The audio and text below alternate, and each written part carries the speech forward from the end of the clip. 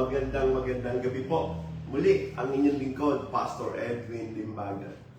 Tayo po ngayon ay dadako muli po sa ating lesson. Continuation po ito nung nakaraang Monday regarding sa inspiration of the Bible. Ang isang malaki pong pinag-uusapan at pinagdidibatihan po ngayon ay ang mga translated Bibles tulad po ng King James Version. Ito po ba inspired o hindi? Well, nung ako po'y nagturo nung Monday, marami po ang nagparating ng kanilang komento. At marahil ang napag-isipan ko po sa halip na iduktong yung lesson ngayon, nakakita po ako ng pangangailangan na yung ilang mga tanong ay linawin at bigyan po ito ng panahon at kaliwanagan dahil may mga ilang po talaga na ipinararating yung kanilang pagtingin na hindi daw po talaga maaari na inspired ang King James Version. May mga tanong na hindi ko po masagot kapag ordinaryong araw. Mas minamabuti ko po na sagutin po yan during my live discussion. Kasi po wala po akong oras mag-type, wala po akong oras. Kung may pagkakataon, pinipilit ko po. Kung may mga moment na hindi ako ganun kabisi, sasaglitin ko po yan. Pero generally speaking, wala po talagang sapat na oras. Ano po? So naisip ko pong sagutin dahil may magaganda pong mga pananaw, pagtingin, at mga argumento na kapag hindi po natin nilinaw, ito po ay maglalagay ng kalituhan. Alam niyo po, mahalaga po talaga na linawin. May mga tao na talagang pag nagsalita po sila sa social media, ay mukhang tama, parang tama. At sabihin natin na may konting boldness at tapang. So, mahalaga po na yun ay sagutin at linawin. Ano po? Kasi ang nakikita ko po, mga kapatid, ay yung pamamaraan ng pag-aaral, yun po yung nagiging problema. Kaya kung maaalala nyo po sa lahat po ng nag-aaral dito sa Bibleology course or online Bible school, inilatag ko po yung mga batas na i-apply po natin. We call that the Bibleology laws. In Bible interpretation to arrive to the correct inference. Napakahalaga po doon. Ano po? Nilatag ko rin po yung ginagamit nating procedure or proseso or process kung paano tayo na nag-a-arrive sa ganung conclusion. Napakahalaga po kasi yung procedural. At maging ano po yun, maging pamantayan. Ngayon, may mga ilang pong nag-comment na sa tingin ko po ay mahalaga. So, ngayong gabi, naka-focus po ako, naka-concentrate po ako sa pagsagot sa mga tanong at paglilinaw. Dahil kung hindi po natin babalansehin ito, ay magiging problema po, magiging problema. May mga ilang tanong, halimbawa, napapansin niyo po, ginamit ko po ang Job 32 verse 8. At ang malinaw po na nabanggit ko nung nakaraan, ay ito yung talata na ginamit ko bilang patunay na inspired ang mga writers, yung mga nagsulat ng manuscript, yung mga original, yung mga talagang writers na in-inspired ng Diyos. Ang sinabi ko, inspired ang writers. Ang ginamit ko po ay Job 32 verse 8. Meron pong isang nag-comment at babasahin ko po yung kanyang comment. Ano ha? Lilinawin ko po kasi ako ho naniniwala na kapag kulang ka sa data o kulang ka sa information, yung conclusion mo maapektuhan po nito. At tingin ko po yung nagtanong, yung po yung kulang, yung po yung nawawala sa kanya. Kaya eto ho yung kanyang naging komento doon sa aking itinuro nung nakaraan. Ang ginamit niya po ay Jobs Noluas. Jobs Noluas. Yan.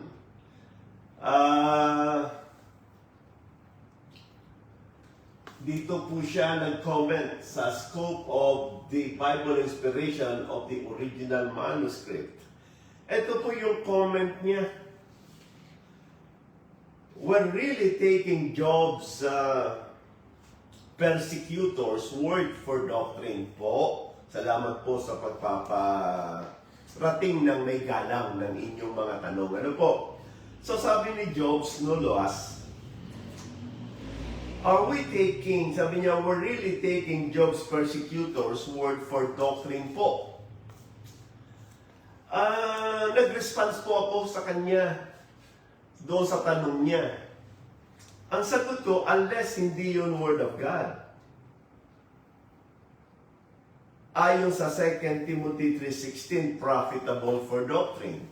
So meaning, if that is the word of God is profitable for doctrine. Ang maganda po yung kanyang sagot. Meron pa siya ritong tawag dito, meron pa siya ritong naging comment. Let me show you sa comment para sa ganoon maano po natin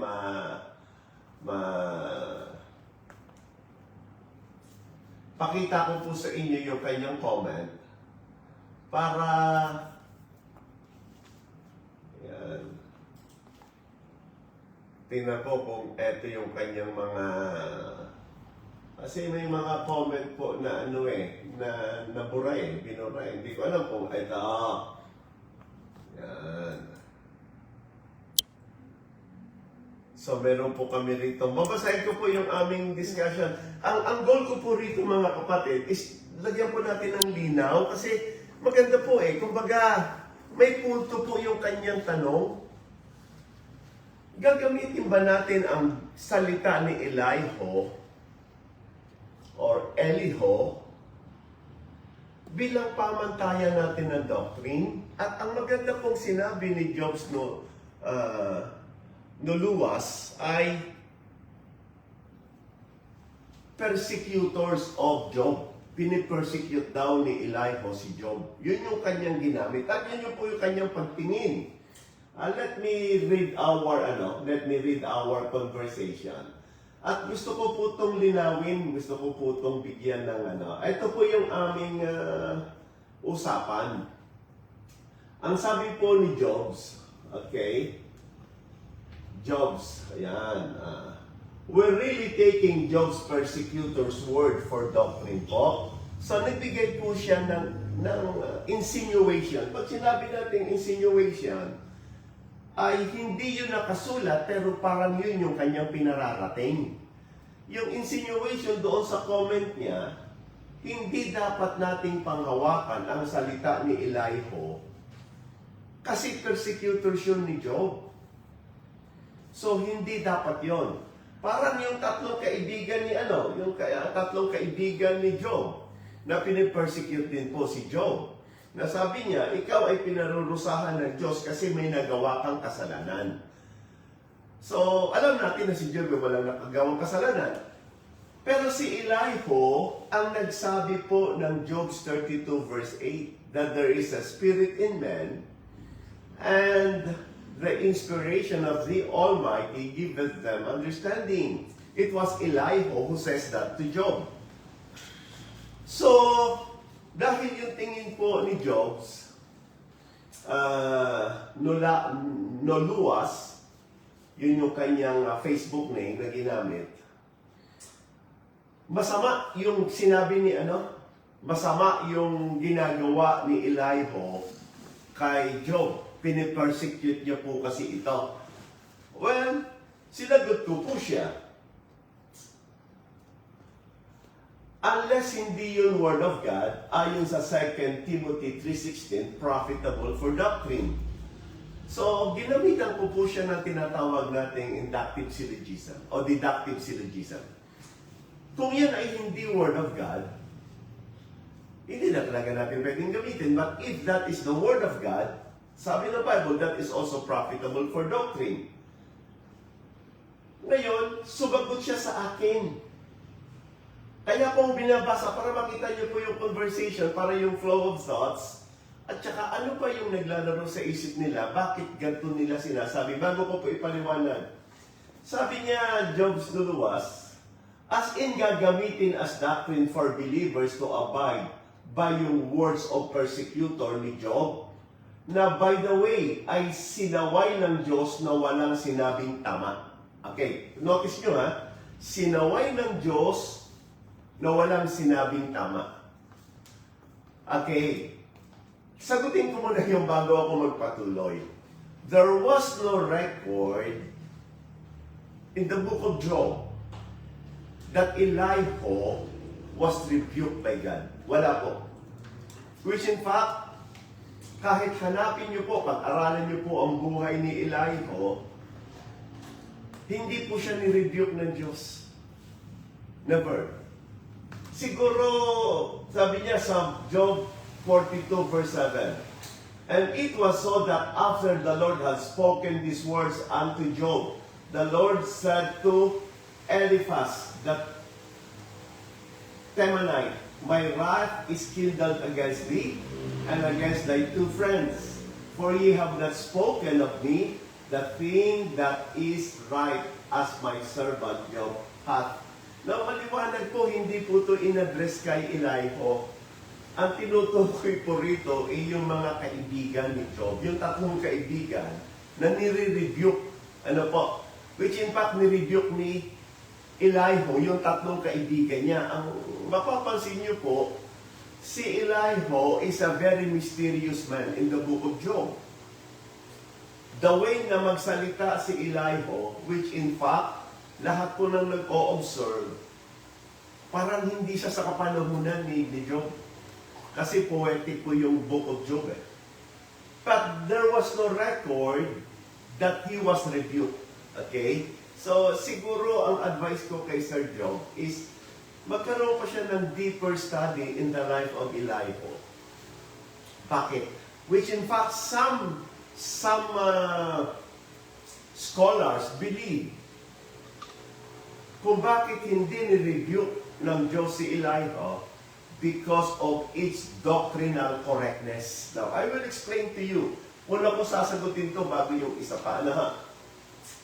So, sabi niya, pati po pala yung mga sinabi ni Judas. So, kinonvert niya na ngayon si Elihu kay Judas. Binigyan niya ng comparison. Ituturo din po, sundin ng mga mananampalataya, pati mga I statement ni Satan. O, nakita niyo na po.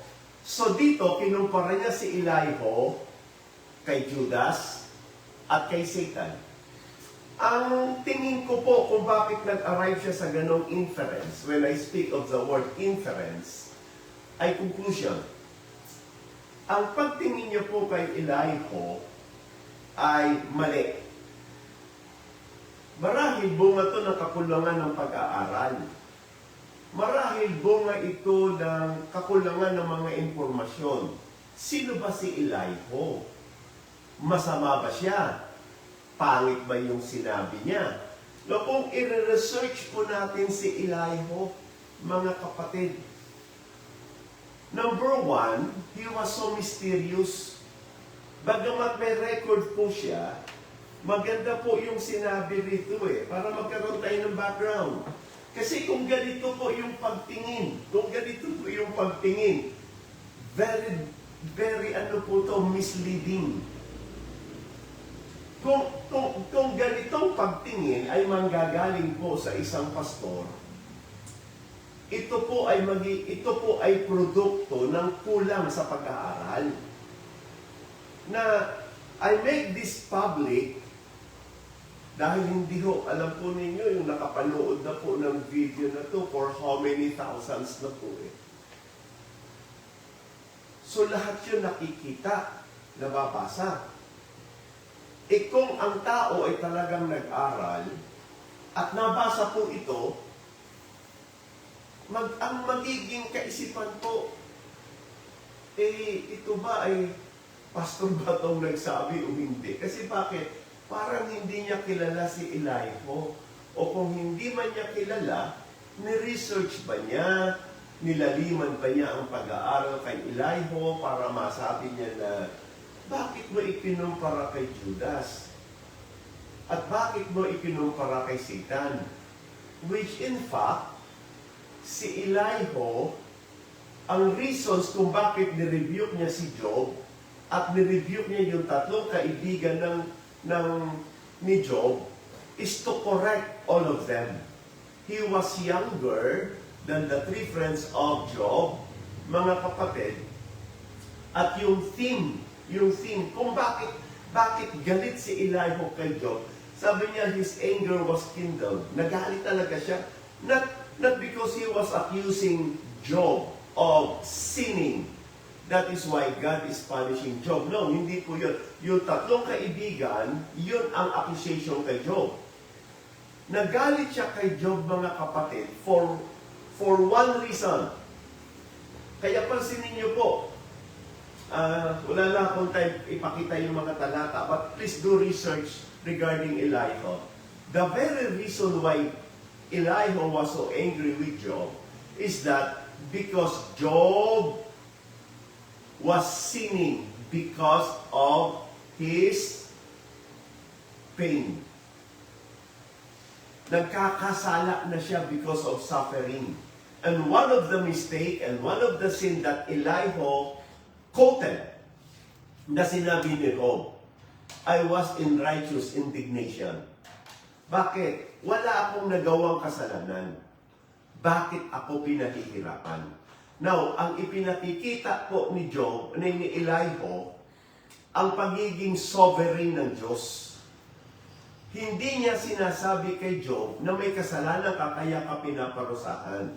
Pero yung sinasabi ni Elihu kay Job, para mo bang sinasabi na yung judgment ng Diyos ay unrighteous? Kung God becomes unrighteous for punishing you. Ang gustong ipakita ni Elihu kay Job, it doesn't mean you have sinned, but God has a reason and a purpose, and still it will remain that He is sovereign. Sovereign siya kung pinayagan niyang pahirapan ka. It does not mean you sin, it only means He is God.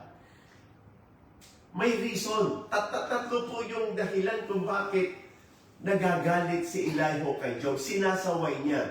No, dahil ba sa paghihirap mo, magkakasala ka? Yun po yun. Actually, it was a rebuke. So far in my studies, wala po akong nakita na si Elihu ay mali ang ginawa. Which in fact, some says he was the author of the book of Job. Kasi siya lang yung gumamit ng first person sa pagsusulat niya raw sa book of Job. So personal experience talaga. Ngayon, balik tayo kay Elihu. Kasi bakit tama ba na ikumpara ko si Elihu kay Judas at ikumpara ko si Elihu kay Satan? Kasi kung yan ang mindset mo, imagine mo from Job 32 hanggang Job 35, si Elihu po ang nagsasalita. Ano po? At yung verse 8, si Elihu mismo ang nagsabi. Okay? Na sinabi niya, there is a spirit in man, and the inspiration of the Almighty giveth them understanding.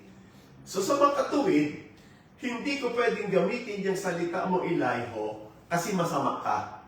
Hindi dapat maging basis of doctrinal teaching yan.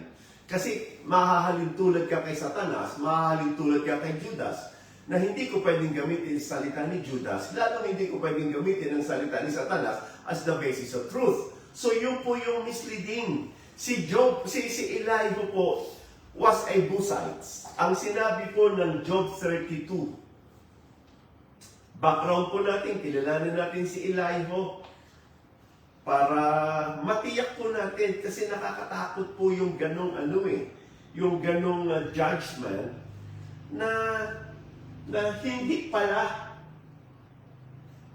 Kaya sinagot ko po siya rito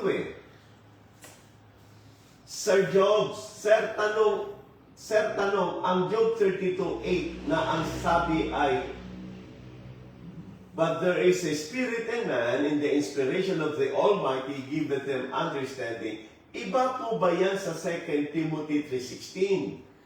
All scriptures is given by inspiration of God, and is profitable for doctrine, for reproof, for correction, for instruction, in righteousness. Sa tingin niyo po ba contradicting sila? Okay. Kasi po kung nagkaiba, isa po diyan mali. Ano sa tingin mo, alin ang mali? O sampulan ko po kayo diyan. Tingnan nyo binanggit niya kasi si Satan O sa Genesis 23, sa Genesis chapter 3, nung tinukso si Eva, okay, sinabi ba ng Diyos, sabi si Satanas to nagsalita sinabi ba ng Diyos na bawal mong kainin ng bunga ng kaalaman ng masama't mabuti at mamamatay ka? Sabi ni Eva, opo, at yes, huwag mong hahawakan. May sinabi po si Satan Si Satan ang nagsalita Hindi ko sinasabi na tama yung kay Satan, hindi ko sinasabi. Pero may tanong ako sa iyo doon. Ito sa Genesis chapter 3.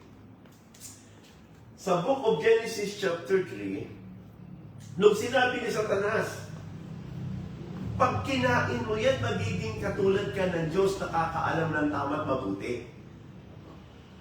Yan. Let me read. Para sa ganun, natin, sorry kasi medyo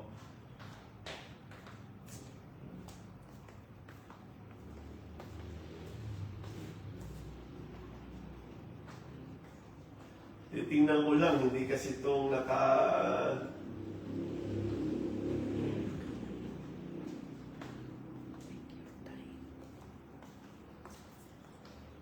walang search to. Paki-search nyo nga yung wala palang Bible to. Wala, hindi siya hinahanap ko po yung si Satan mismo ang nagsabi. Pero nung kumain na po sila, mismong Diyos na ang nagsabi, behold, man has become one of us. 3:22 yun, knowing good and evil. Pero bago po nang tinutukso pa ni Satanas, sinabi ni Satanas yan. Dahil sinusugan ng Diyos, dito natin makikita na hindi nagsinungaling si Satanas. Sinabi niya yung totoo. Pero hindi natin pwedeng pagbasihan ang salita ni Satanas. Ang pinagbabasihan natin yung sinabi ng Diyos sa Genesis 3:22. Knowing good and evil, behold, man has become one of us, knowing good and evil. Pero bago yan, sinabi na rin ni Satanas yan kay Eva, bago siya kumain. Knowing good and evil. Ngayon, eto po. Pero hindi po yun. Pinakita ko lang yun na ang pinagbabasihan natin dito ay 2 Timothy 3:16. All scriptures is given by inspiration of God, which is breath of God. Past tense. Papaliwanag ko rin po yun mamaya kasi may sasagutin ako si Sunyiga. Pero ito pong Job 32 verse 8, hindi po. Pero yun po yung meaning. The breath of the Almighty. Yun po yung breath of God. Ng 2 Timothy 3:16. Hindi po sila magkaiba. Kahit po yung basahin niyo po yung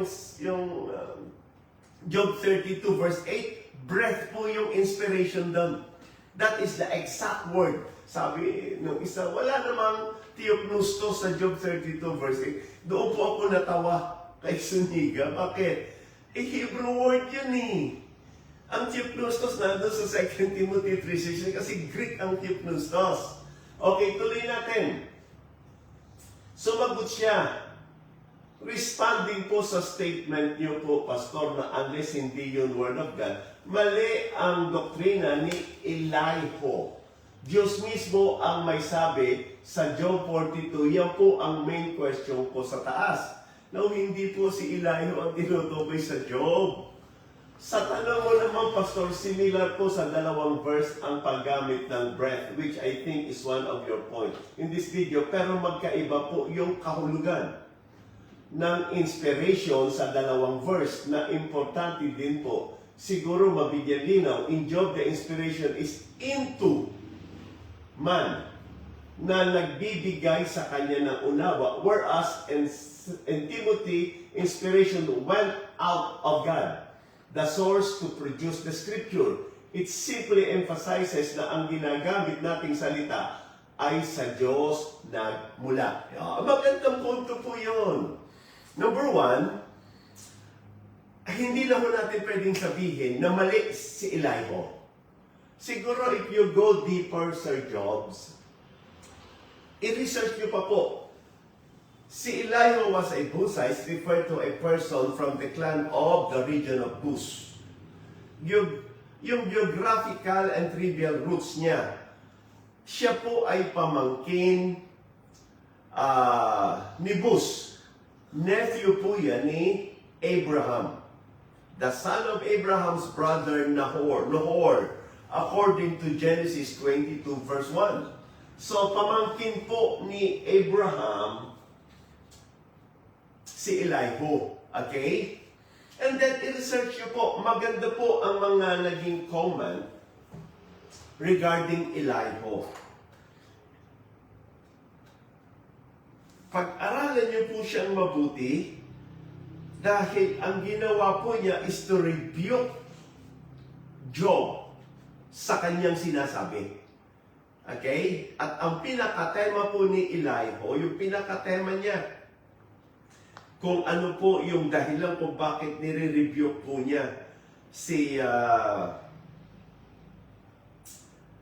Job, ay ipinakikita niya ang pagiging makatarungan ng Diyos, ipinakikita niya ang pagiging sovereign ng Diyos, at ipinakikita niya ang pagiging yung incomprehensibility ng situation niya na hindi mo pwedeng isisi sa Diyos.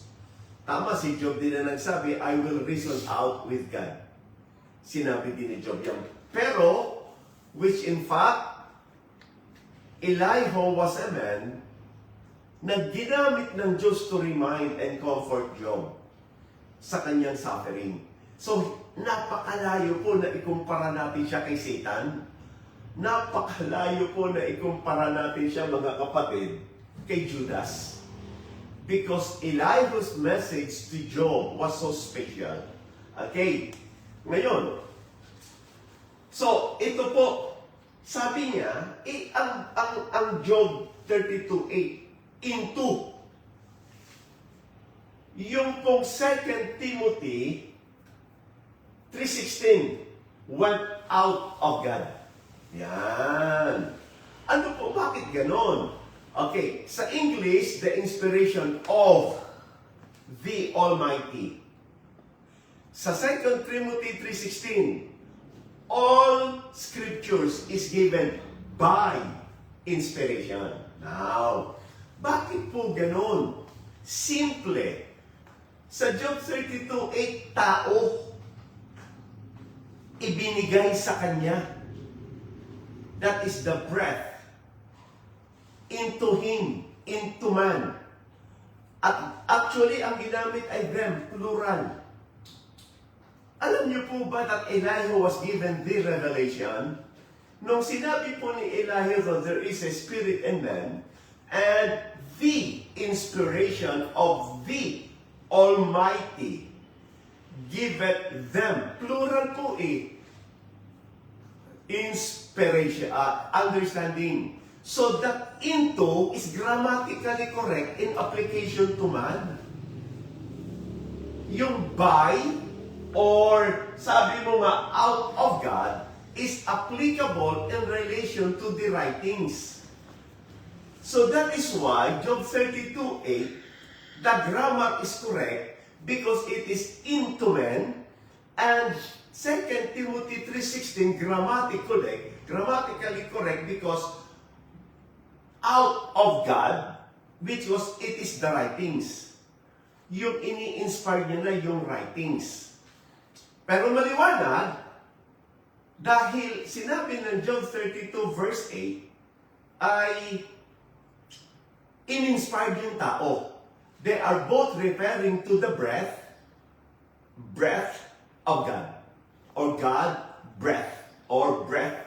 Yung past tense po yung kay Peter, 2 Peter 1:21. 2 Timothy 3:16. Past tense po yun eh. Pero yung pagdating kay hindi mo siya past tense eh. Now, I will explain that based on the date of writings and based on the age of the book. Okay? Ngayon, so, ang tingin ko po, kaya sabi ko kay Jobs, have you not noticed Job 32:8, the inspiration of the Almighty? The inspiration of the Almighty giveth them understanding. Tingnan niyo po halimbawa, alam niyo po, kailan ba sinulat ang Job? Basahin niyo po, wala po kayong makikita. Dates of writings, sino authors, wala. Sabi nila si Moses. Kung si Moses, mga kapatid, millennium po yung panahon na magitan from the time yung actual ng buhay ni Job to the time na isinulat po ito ni Moses, napakahabang panahon po. Ano ang nagbigay kay Moses ng pangunawa? If Moses was the writer, ano ang nagbigay kay Moses ng pangunawa para malaman mo yung kay Job at bakit napakadetalyado? Some says it was Elihu. But since wala po tayong sapat na katibayan kung sino talaga nagsulat, the fact remain na hindi ito maisusulat ng isang individual until bigyan siya ng Diyos ng pangunawa. At yung salitang pagbibigay ng pangunawa, yan po ay through the inspiration of the Almighty. Yung po yung meaning nun. So, let's put it this way. Ang Job 32 verse 8 is the how of inspiration. Okay? Paano ini-inspire? Bakit kinakailangan i-inspire yung isang individual para maunawaan niya?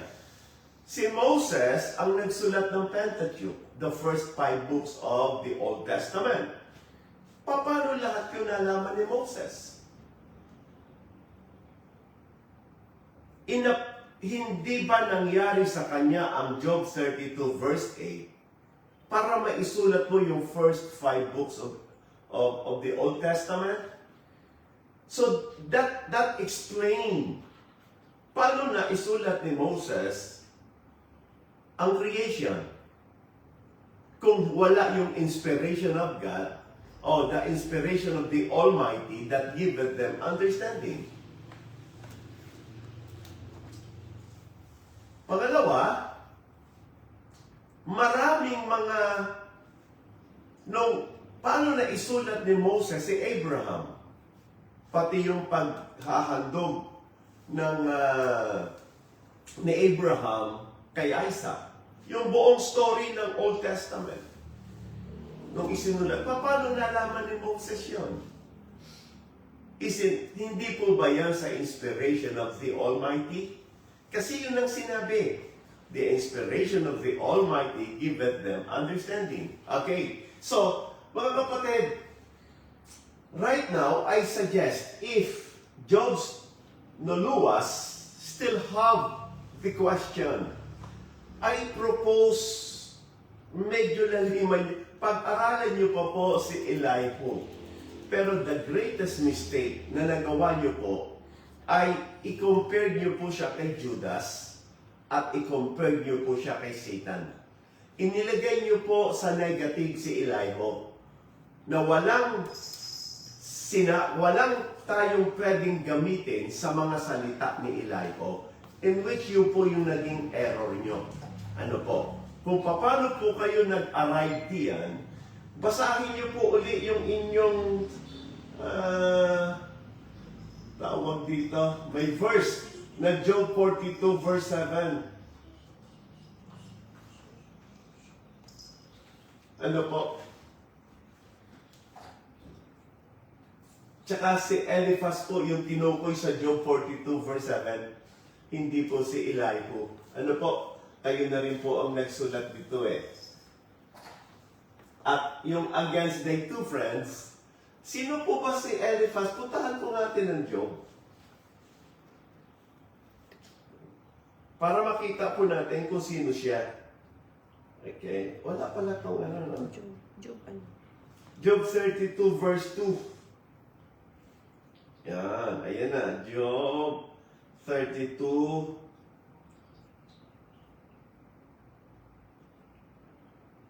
verse 2.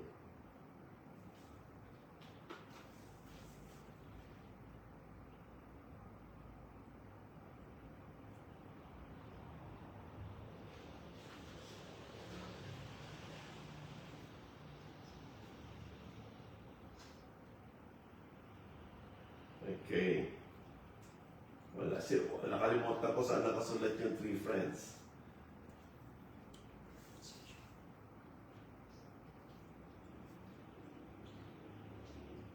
Sige, hindi ko makita. Okay, anyway. So, paki-review nyo po mga kapatid kasi honestly, social media is a public conversation and thousands of people is watching and reading that comments. I'm trying to protect pastors here. Pero ako right now, the reason why kailangan ko sagutin ito, kasi po, baka maipasa yung maling information at mapaniwalaan na si Elihu ay mali. Okay.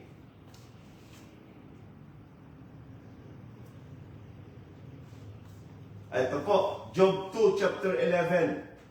Yan, sorry, Job 32 nasa isip ko. Sabi ito, now when Job's three friends heard of all this evil that was come upon him, they came everyone from his own place. Eliphaz, the Temanite, and Bildad, the Shuhite, and Zophar, the Naamathite, for they had made an appointment together to come to mourn with him and to comfort him. Yung tinukoy po dyan si Eliphaz po eh. Yun yung mga nagko-condemn kay Job at nagsasabi, kinarurusahan ka ng Diyos kasi may kasalanan ka. Ang sabi naman ni Elihu, nahihirapan ka kaya ka nagkakasala. Ano yung kasalanan ni Job? He's making himself self-righteous. And he is simply saying na unrighteous ang Diyos. Bakit? Wala akong kasalanan, pinahirapan niya ako. Hindi niya nakikita na yung kahirapan mo is a message. Whatever is that message, kasi sinabi din ni Elihu na wala siyang kasalanan eh. Pero hindi mo dapat i-cast ang blame sa Diyos. Kasi sovereign siya. Yun yung sinasabi. Kaya Elihu was trying to comfort. Which in fact, the concentration of Elihu's rebuke against Job, Elihu kept saying, you say Job. Yung salitang you say. Lagi mong sinasabi to. Doon siya nire-rebuke ni Elihu.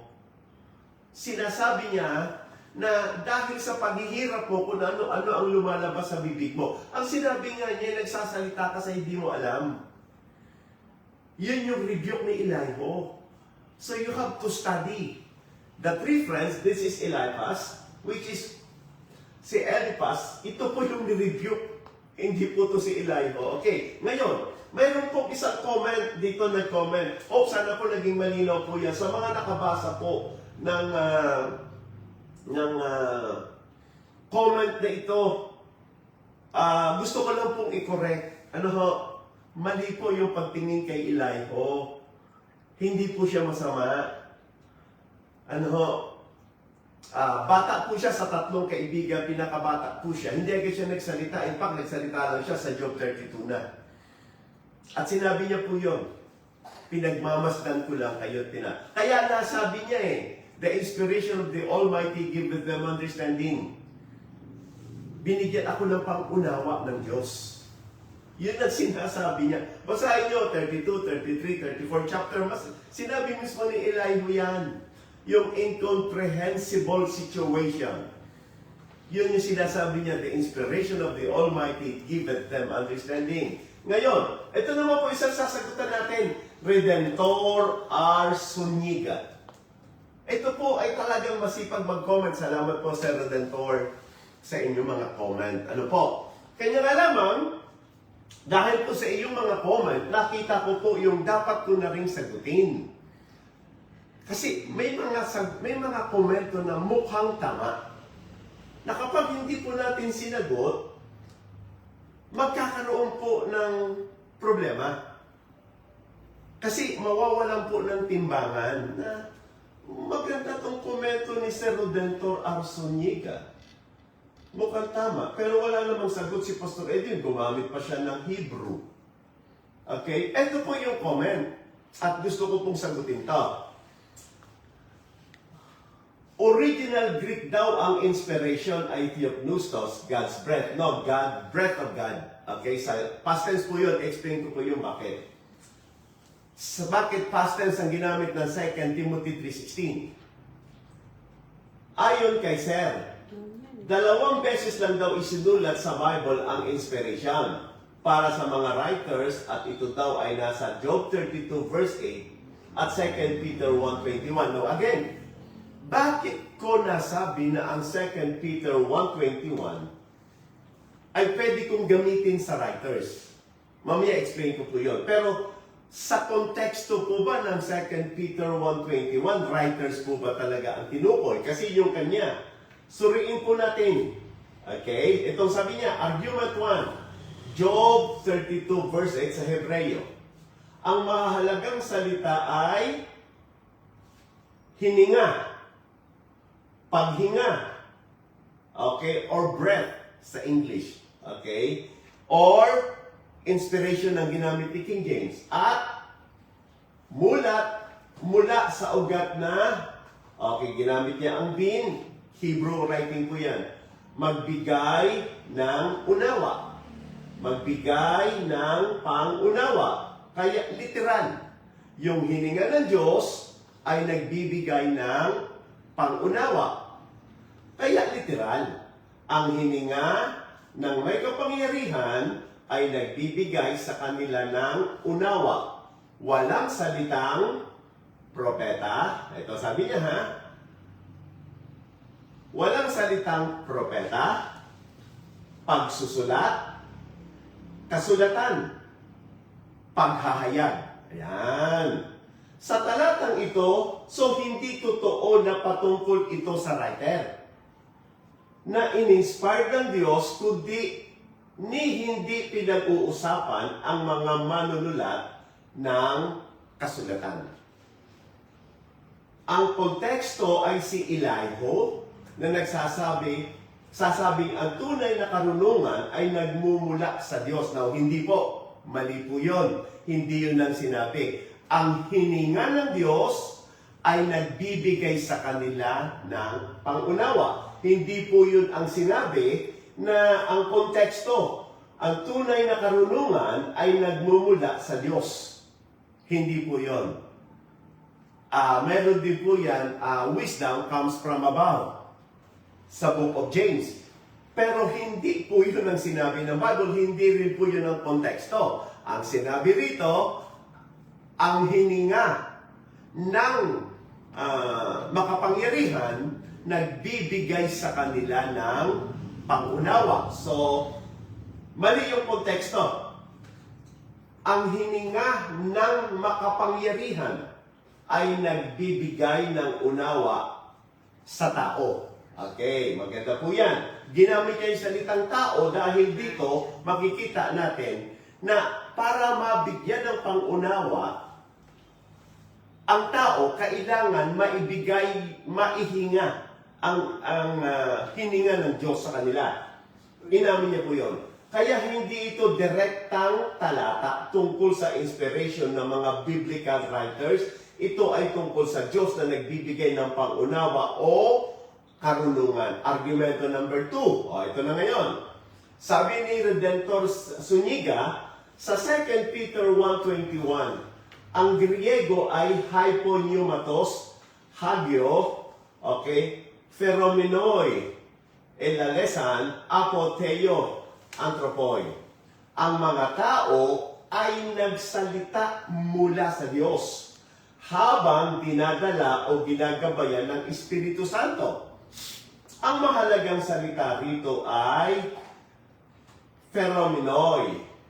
Mula sa phero, dalhin, ihatid, itulak. Now, mukhang maganda po siya, maganda yung paliwanag, pero tingnan po natin. Walang salitang theopneustos or God breath, which is past tense, yung breath.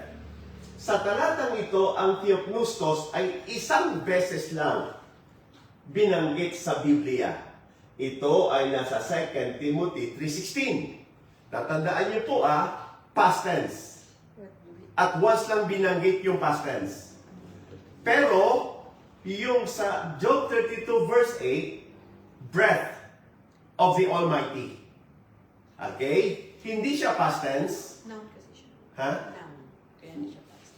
Kasi noun siya. So, hindi siya pwedeng, dahil noun yung ginamit, kaya hindi siya past tense, yung breath of the Almighty, yung hininga. At ginamit niya rin po yun. So, using the grammar, it cannot be past tense. Okay. Isang beses lang binanggit sa Biblia, ito rin nasa 2 Timothy 3:16. So, maliwanag na yung verse ni Sir Limbaga ay hindi tumutukoy sa inspiration para sa mga manunulat o writers. Now, eto, sundan natin. Ipakita natin kay Sir Redentor Zuniga na ito po ay bunga din po ng ng kakulangan sa lalim ng pagsusuri na may kasama po itong ako po'y pumipili ng magandang salita para po hindi maging masakit sa mga taong ito yung pananalita kasi minsan nakakaramdam po sila ng parang insulto Pero ang buong pagpapakita po ni Redentor Zuniga ay pagpapakita po ng kulang sa pagsusuri.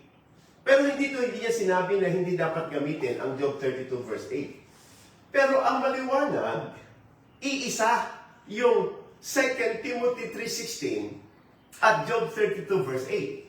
Iisa po yung God breath, which is past tense, and breath of God, which is noun, kaya hindi po yung pwedeng gawing past tense, kasi tumukoy sa breath, giveth them understanding.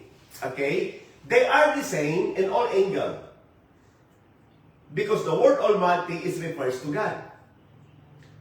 Sabi niya, hininga, wala daw dun yung propeta. So sa makatuwid, sinasabi niya na ang tinutukoy na talata para sa propeta ay yung 2 Peter 1:21.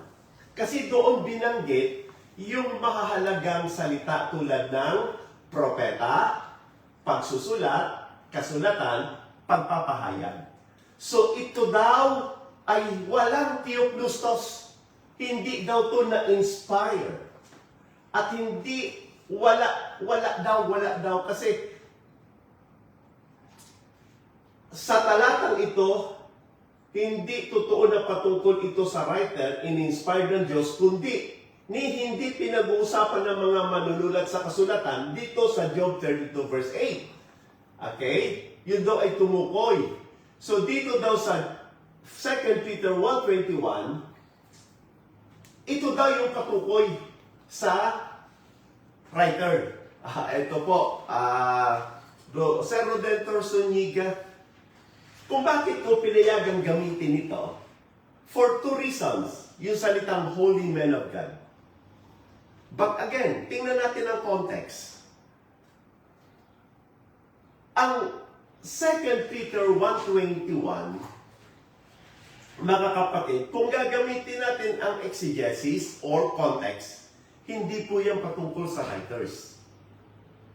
Ginamit ko yan because ang sinabi doon, Holy Man of God, spake as they were moved by the Holy Ghost. Yung context po niyan, mga kapatid, pansinin niyo ang ginamit. Prophecy. Kaya ang gitna, tama po kayo eh. Dalhin o ihatid, ipahatid sa tao. Yung salitang prophecy, yan po ay ibinibigay ng mga propeta. Ngayon, balikan po ninyo, kailan isinulat ang 2 Peter? No, ang author po niyan, mga kapatid, ay si Peter. Kailan po ipinanganak si Peter? Okay, tingnan natin para magkaroon tayo ng idea. Si Peter ipinanganak 1 BC.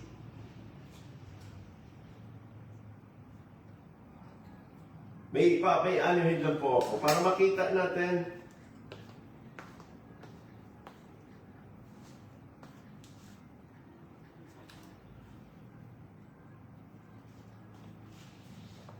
Okay.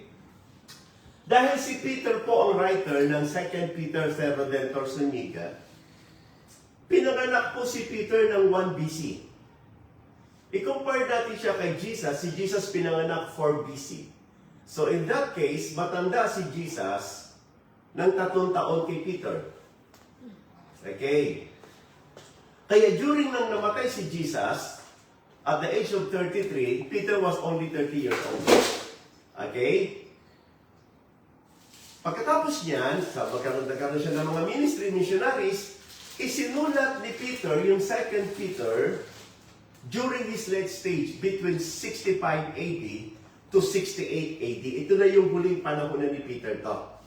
So matagal na pong patay ang Panginoon, patagal niya nang hindi kasama. At mapapansin niyo po, ang tinutukoy po ng 2 Peter 1:21, yung prophecy. Mga prophets. Binanggit po yan. Kayo, sa inyo nang galing yan. Okay? Yung propeta, let me read 2 Peter. Para makita natin. Dito makikita nyo na pag ang nagsasalita, kulang yung informasyon, maililigaw po kayo. At ipakikita ko po bakit ganun yung pagkakasulat sa sa 2 Timothy 3:16. Pero right now, sa 2 Peter chapter 1 verse 21. Verse 20 muna, knowing this first, that no prophecy of the scripture is of any private interpretation. Verse 21. For the prophecy came not in all time by the will of man, but holy men of God. Now, tandaan mo yung holy men of God, that is in reference to the prophecy. Kaya, colon, the prophecy came not in all time by the will of man, colon, but, so, yung colon, yung sumunod is related doon sa prophecy. The holy men of God spake as they were moved by the Holy Ghost. Ano yung tinutukoy ng 2 Peter? Prophecy ng 1:21. Kaya binanggit ang prophets. Okay. Yan. Okay. Eh, kailan ba nagwakas ang propesya? Kailan ba nagwakas ang mga prophets? Sabi naman sa book ng New Testament, were until John the Baptist. The law and the prophets were until John. Kung tatanungin ko po kayo, ano yung tinutukoy ng 2 Peter 1:21? Old Testament. Malinaw po yan. At hindi po writings. Prophecy. Yung mga inihuhula, yung mga, kaya ang ginamit po dyan is ano okay, spake as they were moved by the Holy Ghost. Nagsasalita. The prophets prophesize. Hindi ho sila nagsulat, nagsalita. At malinaw na malinaw sa Redentor, Zuniga, ang 2 Peter 1:21 is about prophecy. Ngayon, yung prophecy na yun, isinulat po yun. At ang nagsulat po nun, yung mga writers. Yung mga writers, nung isinulat nila, yung mga inihula. So, maliwanag po, hindi po about the writer. Kasi as they speak, not as they write. Maliwanag po, mga kapatid, yung Job 32 verse 8, papaano sila nakaunawa. Yun ang ginamit. How they were inspired. And how they were able to write. The inspiration of the Almighty giveth them understanding. That is the how. Pagdating sa 2 Peter 1:21, that is the who spake. Sino ang mga humula? Kaya ang sabi, mga kapatid, the prophecy which are the holy men of God. So, hindi ho yan tumukoy. Pagdating sa 2 Timothy 3:16, all scriptures are given by inspiration of God. At bakit po past tense? Okay. Bakit po past tense? Kasi po, naisulat na nawika na ng 2 Peter 1:21 as they spake. Yung sinabi nila, it's already been breathed by God. So sa 2 Timothy 3:16, it proves the fact na yung ipinasusulat ko sa inyo ay mga winika ng mga propeta, winika ng mga holy men, and those words that they spoke is already breathed by God. That is why it is already been past tense. Papansinin niyo po, ano po ang kauna-unahang aklat na naisulat? Hindi po Book of Genesis. Kasi maliwanag na ang writer ng Book of Genesis ay si Moses. Kung papansinin niyo po, the way magsulat si Moses sa Pentateuch, wala pong wala pong tinatawag tayong similarities sa way ng pagsusulat kay Moses. Kaya many reject that the author of Job is Moses. Some believe was Elihu. Why? Kasi siya lang ang gumamit ng personal pronoun. Siya lang. Kaya sabi niya, the highest probability it was Elihu. So when the Bible speaks of that revelation, that the inspiration of the Almighty giveth them understanding, Elihu was giving the revelation that for one person to be able to write the truth, kailangan niya ng inspiration of the Almighty para maunawaan niya, and that exactly happened to Moses. Kaya kahit magbasa po kayo Moses, sabi nga ng ibang writers, Moses will not be able to write the Pentateuch without the inspiration. Kasi bakit? Hindi niyo po mauunawaan. Kasi wala po siya ron eh. Hindi niya po nakita yun. Wala po siya in the beginning, God created the heaven and the earth. Hindi niya po nakita yung, hindi niya po inabutan sa Eva at si Adan. Ser Redentor Soniga. Ito pong pagsulat ninyo ay may malaki po itong pangliligaw. Nakakaawa po ang mga maniniwala sa mga isinulat mo. Bagamat napakasarap pakinggan kasi gumamit ka ng Hebrew, gumamit ka ng Greek. Hindi raw natagpuan ang Theopneustos sa 2 Peter 1:21. Pero yun daw ay tumutukoy sa manunulat. Hindi po. Tumutukoy po yun sa propesiya. At yun po yung breath of God. Ngayon, bakit sa 2 Timothy 3:16, all scriptures na were given by inspiration of God? Pumapasok na po rito mga kapatid, ang verbal and plenary. Ina-apply po ang verbal and plenary inspiration sa scripture na po. Kaya were given by inspiration of God. Kaya past tense po ang breath dyan eh. Alam niyo po ba sa Book of Job na banggit pa ang behemoth? Nabanggit po ang behemoth sa Book of Job. Tingnan natin, let me show you. Ano ba ang itsura ng behemoth? I think sa Job chapter 40 verse 15.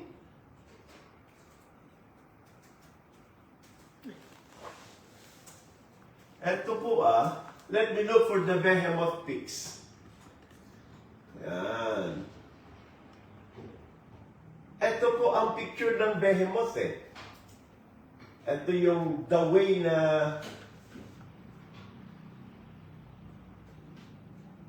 iba-iba po kasi ang ginamit nilang picture para ipakita ano itsura ng behemoth. But it was mentioned in the book of Job. Oh, sorry ha? Hanapin natin.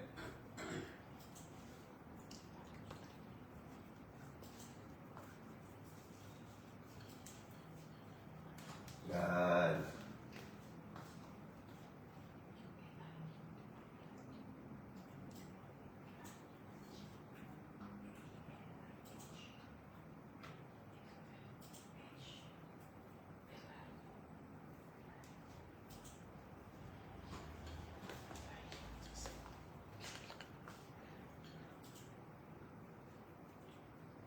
Okay, gusto ko lang ipakita. Nabanggit po ito sa Book of Job eh. Kaya, ganyan po. Actually, wala ho kayong mababasa Israelites sa Book of Job. Wala ho po. Anything that is Israelite or Israel, because ang iba siya eh. Taas mo na sa baba. Sa baba. Wala. Okay.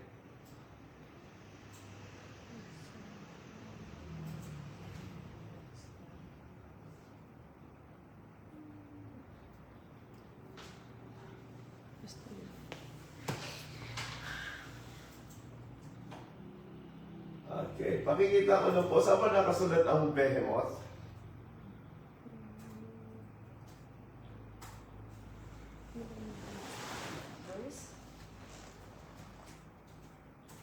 Job 40 yan eh. Ito yung picture eh, oh. Yan. Ito. Kaso lang, hindi pa siya.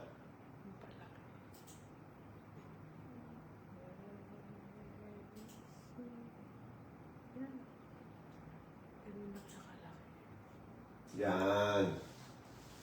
Kita ba siya? Yes. Nabanggit pa to sa Book of Job eh, yung behemoth. Nag-i-exist pa eh. But nowhere in the books, in the Bible, the behemoth was mentioned except the Book of Job.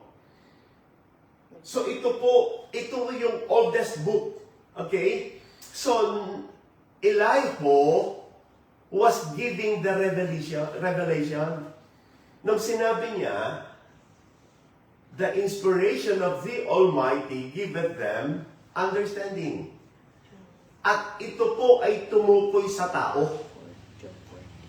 Job 40. Job 14, 40. 40 verse 15. Ayan. Sa Job chapter 14 verse 15, nabanggit pa po ito yung word na behemoth. So imagine mo, kaya ang book of Job is already a revelation that the inspiration, which is the breath of God, or the breath of the Almighty, isinulat po yan ng King James as the word inspiration. So, dalawang beses mo binanggit ang inspiration. Book of Job, 32 verse 8, the inspiration of the Almighty giveth them, in reference to the person. Understanding. Okay. Pagdating sa 2 Timothy 3:16, all scriptures is given by inspiration of God. So maliwanag po sa Redentor, maliwanag po ang Bible. So, yung sinabi mo na wala dito. Bakit? Ikaw naman ang nagsabi nito Suriin po natin Job 32 verse 8. Ang mahalagang salita ay hininga, paghinga, breath. Mula sa ugat na bin, magbigay ng unawa. Magbigay ng pangunawa, kaya literal. O tama po, literal. Ang hininga ng Diyos ay magbibigay ng pangunawa. Ang theopneustos, binanggit sa scriptures, all scriptures is given by inspiration. Kaya, God, breath, plural. Pero pagdating po sa Job is breath of God. Noun. Okay? Giveth them understanding. It is the same breath of God that inspired. Breath of God, yung ipinasulat, yung lumabas sa bibig ng mga holy men of God, yung prophecy, which also breath of God, yung ipinasulat sa 2 Timothy 3:16, God breath. Bakit? Kasi naiwika mo na yon bago yun ipinasulat. Panahon po yung namagitan bago isulat po yon. Okay? So, hindi ibig sabihin yung inspiration, mga kapatid, ay doon lamang yun sa isinulat. Kasi maliwanag na pati yung magsusulat kinakailangan ng inspiration para makaunawa. At dito po ipinapakita po ito. Kaya maliwanag po na itong ipinapaliwanag ni Sir Redentors Zuniga. Ayan Redentor R. Zuniga. Ito po ay may malaking kakulangan sa pangunawa. Kakulangan. Hindi niya talaga lubusan na iintindihan. Ang konteksto ng 2 Peter 1:21 is the prophecy. As they spake, hindi po, bagamat ito din yung may mga prophets na nagsulat, pero yung isinulat nila, iwinika muna nila, at lumipas ang panahon, tsaka yung naisulat. Si Moses, nung isinulat niya ang Pentateuch, matagal na panahon ang namagitan sa mga nangyari nung panahon ni Adan, panahon ni Abraham, mga kapatid. Kasi bakit? Kasi ang Israel ay anak pangalan nito? Ni Jacob. Jacob was Israel, okay? Imagine mo, anak ni Jacob si Joseph. So doon pa lang pumasok si Moses. So ilang panahon ang lumipas. Paano malalaman ni Moses lahat yung malibang bigyan siya ng Diyos ng pangunawa? Kaya maliwanag po dito mga kapatid na gano'n. Okay, may isa pang nagtanong. Sasagutin ko na rin. Okay, tapos na po kay Redentor Zuniga. ito po ay isang malaking kakulangan sa pagsusuri at pag-aaral. Ano po? Yung panahon na namagitan. Ang 2 Peter ay isinulat between 65 AD to 68 AD. Some says between 67 AD to 68 AD. Okay? At the end of the life of Peter, Simon Peter. Pero yung isinulat niya is all about the Old Testament. All prophecy is given by the inspiration. Okay? Isinulat niya is the Holy Man of God spake as they were moved. Okay? At ang tinutukoy niya prophecy at ang ginamit niya na term ay spake, hindi write or wrote. So hindi po yun about sa nagsulat. About po yun sa inihula. Kaya yun ay about how they prophesize. At yung prophecy nila, yan din ang isinulat. Okay? Pero panahon ang lumipas nun. Panahon. Okay, ngayon, may isa pang tanong. Sabi niya, I think kay Bobier naman ito. And sabi niya, kung sinasabi mong inspired ang King James Version, iti inspired din ng Apocrypha. Marahil itong tanong na to, siguro ito ay byproduct ng kakulangan mo sa luhiko. Na hindi mo mag-grasp yung anong ibig. Kaya sabi ko na, sinagot ko agad siya eh. Sabi ko sa kanya, Sir Bobier, Word of God po ba sa tingin nyo ang Apocrypha? Kasi bakit? Ang usapan po natin is Word of God eh. Usapan po natin King James Translation. Eh, sabi niya, kasama po ang Apocrypha sa King James 1611. Kasi yung King James natin, which is, anong year ba to? 17, nalimutan ko yung King James natin kung anong year to eh. Nawala na po siyang Apocrypha. Okay, let's put it this way. When I speak of the word King James, I am referring to the Word of God. Let me repeat that. Sa mga nagtatanong at ina-assume nyo kapag sinabi natin inspired ang King James Version, inspired po ba ang Apocrypha? Nagkaroon kami ng argumento. Ang sabi ko, ang Apocrypha is not considered as the Word of God. It is considered as a pseudepigrapha. What is a pseudepigrapha?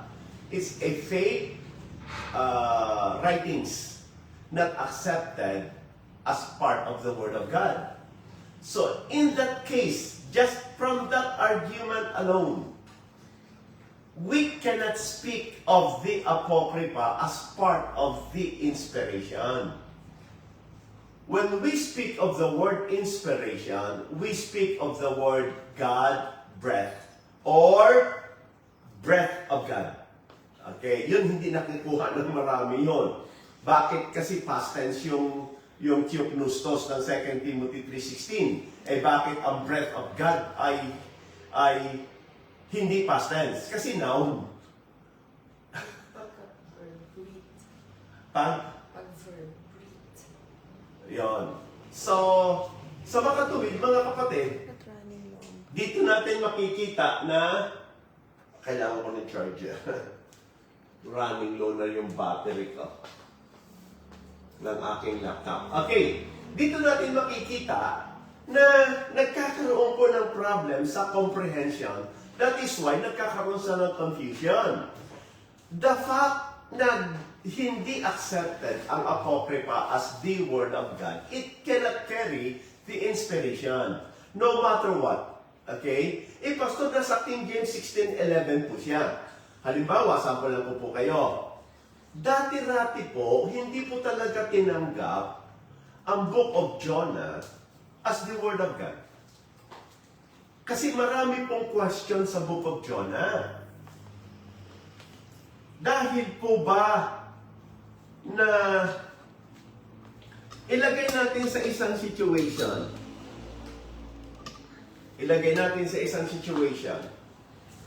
Nung una, hindi tinanggap ang Book of Jonah. Questionable siya as part of the Word of God. Later on, tinanggap siya as the Word of God. Dahil nung sinuri nila, pinag-aralan po nila, totoo po talaga ang kwento ng Book of Jonah, at totoo po talaga na ito ay part ng Scripture. Okay? Now listen. Bakit ko tinanggap ang inspiration ng Book of Jonah? Base sa pag-aaral, pagsusuri, sa canonization of the Scripture. Pag sinabing canonized, it doesn't mean it is the Word of God because it was canonized. No, it was canonized because it was proven to be the Word of God. That makes the difference. Let me say again. The canonization does not make the Word of God. But the canonization proves that it is indeed the Word of God.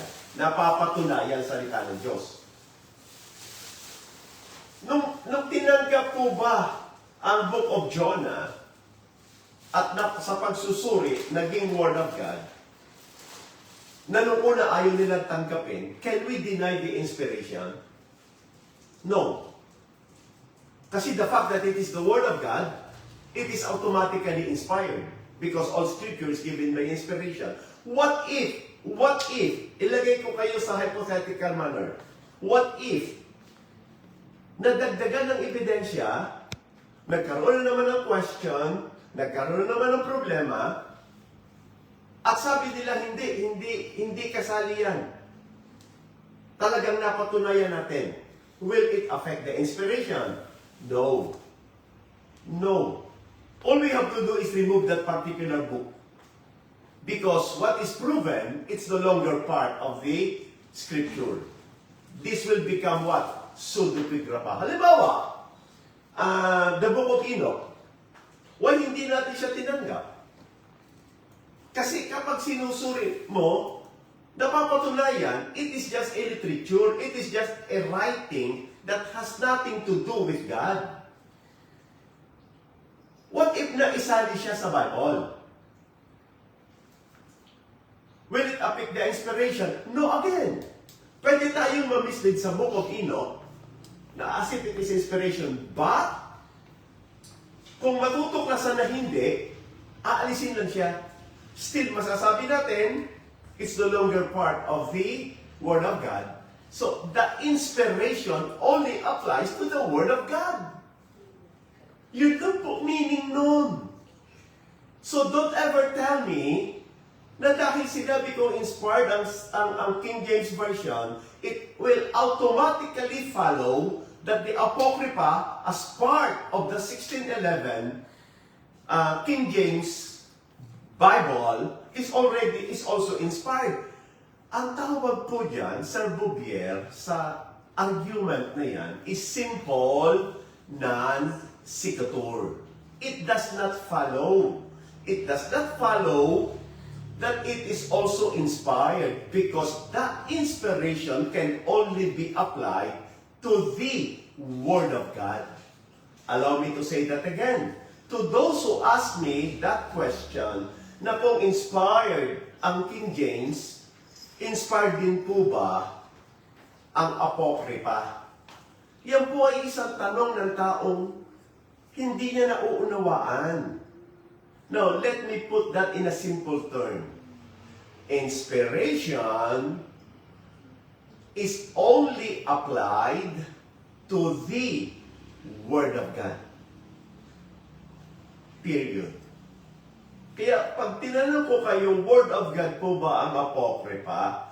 When you say no, because questionable siya, hindi siya accepted, hindi siya part ng canon, hindi siya na-canonized, it does not mean that hindi siya na-canonize, mga kapatid, hindi siya ni-receive. May naging question pa sa kanya. Okay? So, we cannot apply that inspiration to that particular book. Because inspiration can only be applied to the Word of God.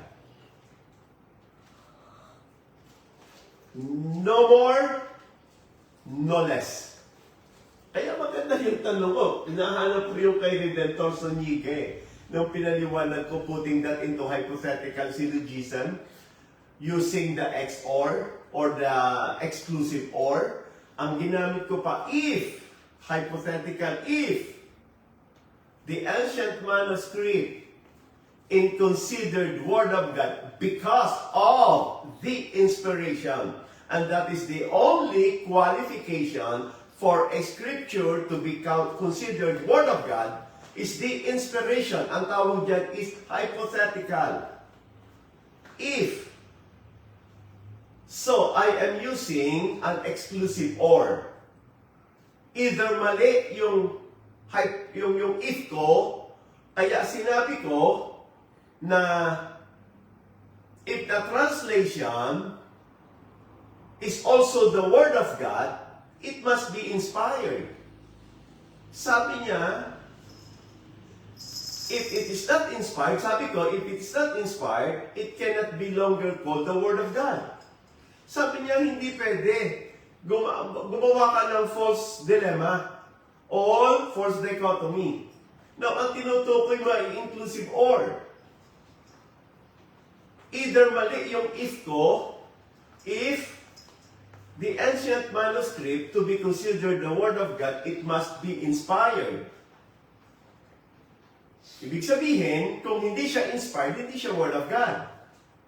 Pag Word of God siya, dapat inspired siya. Ngayon, kung i-apply ko sa panahon natin, yung translated Bible ba, Word of God pa rin.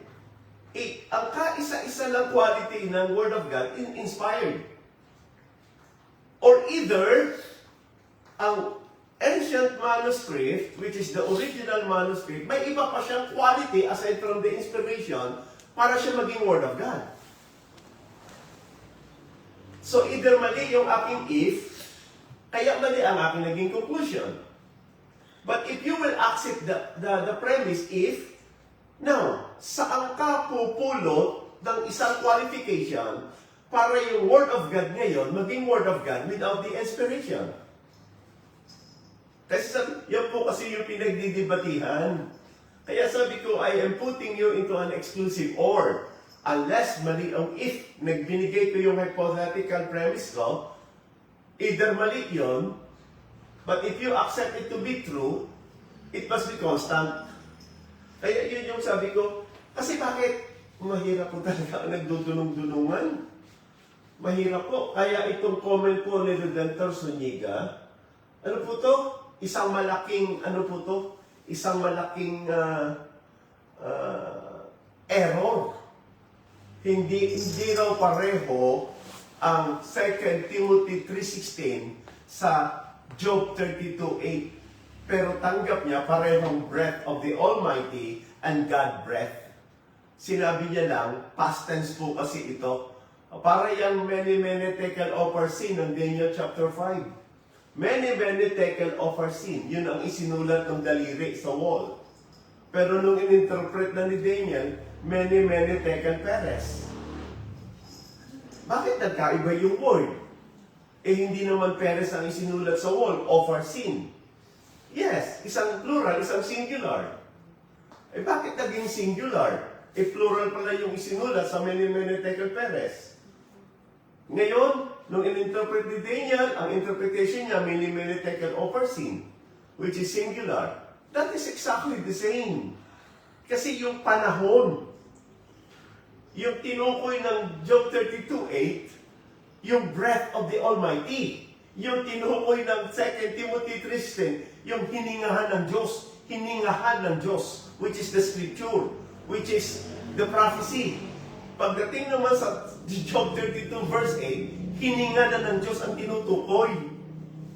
Na para ka makaunawa, kailangan mo ng hininga ng Diyos. Hingahan ka ng Diyos. Yun ang meaning noon. So alam niyo mga kapatid, napakahalaga po ng data. Tingnan mo yung distance ng dalawa. So ang Job 32:8 is a revelation. And Elihu was speaking the truth.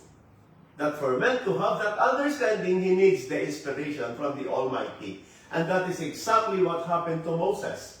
to be able to understand, to have the understanding what happened in the creation. He needs the breath of the Almighty. Okay? Now, why 2 Timothy 3:16 was written in past tense? Kasi those are already spoken. And those are already written. Kaya all scriptures are given by inspiration. Under the Greek word theopneustos, God, breath. Hininga ng Diyos. Yun po yung meaning nun. Okay, so mga kapatid, nakakatakot po yung mga ganitong comment. They look scholarship approach, but lack of understanding. The lack of understanding is so misleading and magiging false teaching. Hindi nila nakikita. Ulitin ko, ang 2 Peter 1:21 is all about prophecy. Kailan po nagwakas ang prophets? Sabi ng Bible, the laws and the prophets were until John. John was the last prophet. Hanggang kay Juan lang yun. Kailan ba namatay si Juan? Si John the Baptist? So yun lang ba ang tinutukoy ng Yun lang po ba ang tinutukoy ng 2 Peter 1:21? Yun ang sinabi ng 2 Peter as they speak. As they prophesy. Kaya ang sinabi mo, ipinahahatid. Kasi yung prophecy, ibinibigayan, ipinahahatid ng Diyos sa pamamagitan ng propeta at ipinahahatid sa tao. Ito ang hula, ito ang sinasabi ng Diyos. Kaya tama ka doon sa ipinahahatid. Pero it does not mean it refers to the writer because as they speak. Pero yung holy men of God, sila po yung mga nagsulat, sila yung in-inspired ng Diyos to have the understanding as mentioned in Job 32 verse 8. Now, kapatid, uulitin ka. Nakakatakot po ang aral ni Rodentor Arsuniga. Bakit? It sounds scholarly. Scholarly, gumamit ng Greek, gumamit ng Hebrew, pero laliman niyo po yung pagsusuri. Pag ganito po ang teacher, marami itong maililigaw. Mapakarami. Kasi talagang mamamangha ka eh. Hahanga ka. Okay, so nasagot ko na po si Jobs. Nuluwas, hindi niyo po pwedeng ihalin tulad si Elihu kay Judas. Hindi niyo po pwedeng ihalin tulad si Elihu kay Satan. At mali po ang Job 42 verse 7 nyo na ito tumutukoy kay Elihu. Tumutukoy po yung kay Eliphaz. Sila po yung kinagagalitan, mga kapatid. Nire-review po sila sa kanilang pag-aakusa kay Job. Elihu was never rebuked by God. Well, never. In the book of Job, sinaway siya. Kasi ang kanya pong doktrina tama. Pag-aralan mo, laliman mo, I will suggest mag-research po kayo about Elihu. Although some people speak against Elihu because of his being, may term silang ginamit eh. Parang pagiging mayabang. No. I don't consider it pagiging hambog. I consider it Elihu speak with authority. Kaya the way na magsalita siya, bata siya, sabi nila, masyado siyang magsalita, masyadong bold, masyadong matapang. Pero maliwanag po sa Job 32 eh, nag-observe muna siya. Pinakinggan niya muna yung mga kaibigan ni Job, pinakinggan niya yung mga sinasabi ni Job. Sa mula doon, pababa sa chapter 32, buong pababang yon, buong chapter. Tapos, nung nagsalita na siya, ang nirebuke niya na po si Job at saka yung mga kaibigan ni Job. Nirebuke ni Elihu. Nirebuke ni Elihu si Job sa kanyang sinabing, you say. Para bang sinasabi mo, Job, ang Diyos hindi makatarong ng Diyos. Pero sinabi din ni Elihu, walang kasalanan si Job, kaya siya nagkakay. Yung parusa na, yung inaabot niyang paghihirap, hindi dahil sa kasalanan, kaya siya pinaparusahan. Pero nagagalit si Elihu dahil naghihirap ka, nagsasalita ka ng mga salita na nagbibigay sa iyo ng kamangmangan. Sabi niya, you speak lack of understanding. So, wag mong sisihin ng Diyos. Sabi pa ni Job, I will reason out with God. Talastasan ako sa Diyos na bakit ko dinanas to. God will always be righteous. May dahilan siya kung bakit niya ginagawa yan. But you don't have, wala kang power, knowledge, or authority to reason out with God. Kaya sabi nga ni Elihu, it might be incomprehensible, but God will remain righteous. Napakaganda po, ang sarap pong pag-aralan ng buhay ni Elihu.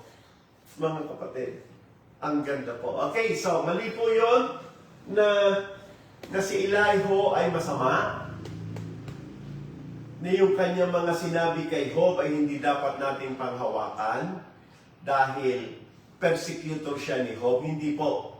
Nirebuke niya si Job, hindi niya pinersecute. Mali po yung term na si Elihu, persecutors of Job. Ang tama, Elihu rebuke Job. Okay, sa mga kanyang sinabi.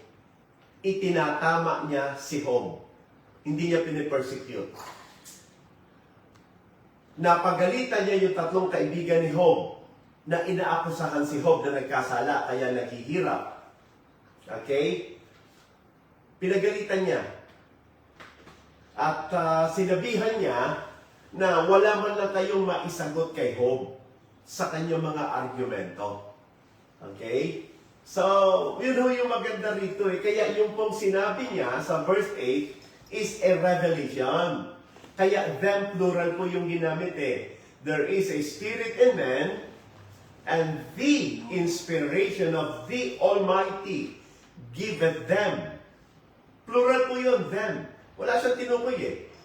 Wala siyang tinukoy. It's a revelation. Giveth them understanding.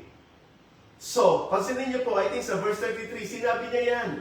Na binigyan ako ng Diyos ng pag-unawa. Kaya sinasabi ko ito is sa iyo, Job.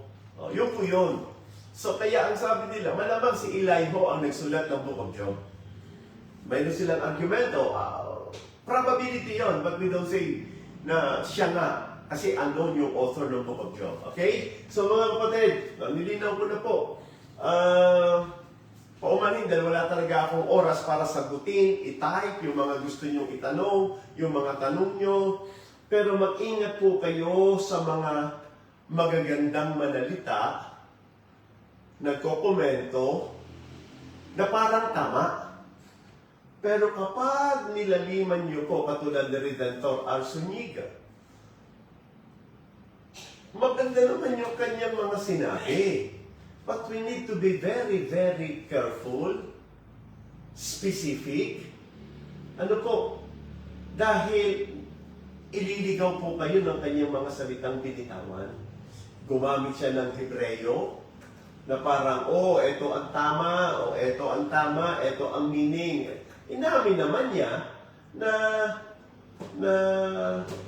tawag dito,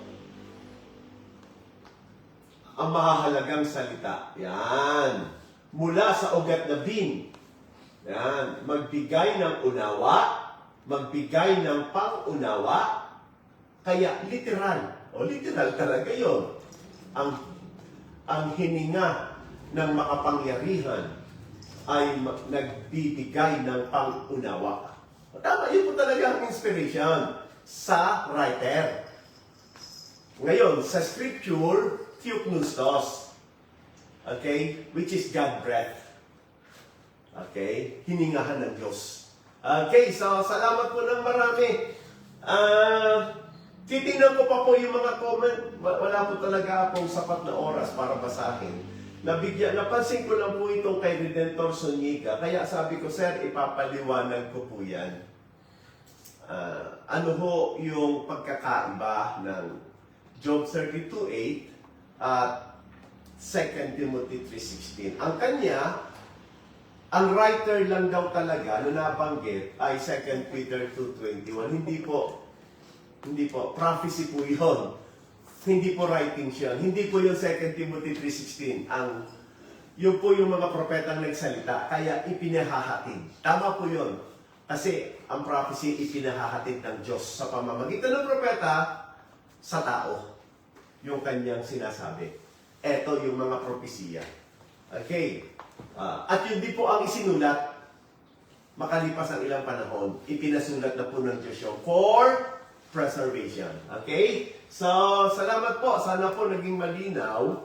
At kung may mga tanong po, kung may mga comments sa tingin nyo na pwede ko pa hong pansinin at mabigyan ng extra oras, siguro hindi ng Monday, kahit siguro 10 minutes, 15 minutes, na mabigyan ko ng oras kahit na nasa kotse ako. Minsan kasi, pag tumitigil kami sa mall, habang may binibili ang aking may bahay, may oras ako para sumagot. Ano po? Pero ako po, tatapatin ko kayo. Wala na po akong oras. Pagkatapos ko po ngayon, may iba na akong gagawin. Bukas na umaga hanggang hating gabi, may gagawin na naman ako. So, hindi ko po kaya makipagsabayan. Pagkatay, pagko-comment, o ano man. Pero, ito pong particular na oras ng Monday, 8 to 10, ay inilaan ko po talaga sa ganitong bagay. Okay? Pero kung may comment pa po, at welcome pa po si Sir Rodentor Zuniga, kung may pa siyang gustong puntong ibigay, idagdag, welcome po yun, Sir Rodentor Zuniga. Okay? Meron pa siyang mga paliwanag dito na hindi ko na pinansin. Katulad dito ng ayon sa Biblia mismo, ang inspiration ay parehong may kaugnayan sa manunulat at mensahe. Okay? Kaya so, maganda naman ang kanyang ang kanyang sinabi.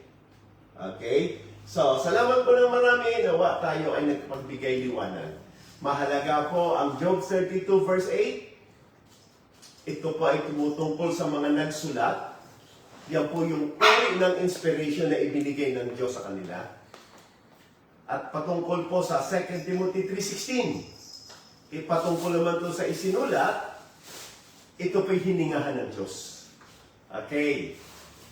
Para maunawaan po natin. So, yung inspiration po ng dalawang yan, pareho pong hininga ng Diyos yan. Yung isa hiningahan, yung isa hininga ng Diyos. Para ka makaunawa. Okay? So, yun po yung meaning niyan. At revelation po yung kay Eliho. Okay? So, maraming salamat. At nawa magpatuloy po tayo. Ito po ay upload ko sa YouTube. So, mas masarap po sa YouTube yun na panoorin. Ano po? At doon tayo magandang, doon na rin kayo mag-comment. Okay, so thank you so much. Tayo manalangin. Panginoon, salamat po. Ang biyaya mo siyang patuloy na magsustento sa amin. Na ang karunungan ay nagmumula lamang sa iyo. Dito po ipinakita namin na talagang inspired po ang translated ba? Inspired po talaga ang King James, Panginoon. At hindi kailanman pwedeng mawala ang inspiration of the message sa salin ng mga Biblia. Salamat po ng marami. Pagpalain niyo po. Kung may mga tanong pa na nais namin dapat malinaw at malinawan, tulungan niyo po kami at biyayaan. Sa pangalan po ni Jesus, Amen. So thank you so much. God bless you. Kung may gusto kayong linawin na tanong, o may nag-comment, pakishare niyo po sa akin para pakasakaling sagutin ko po siya. Thank you so much. Bye-bye.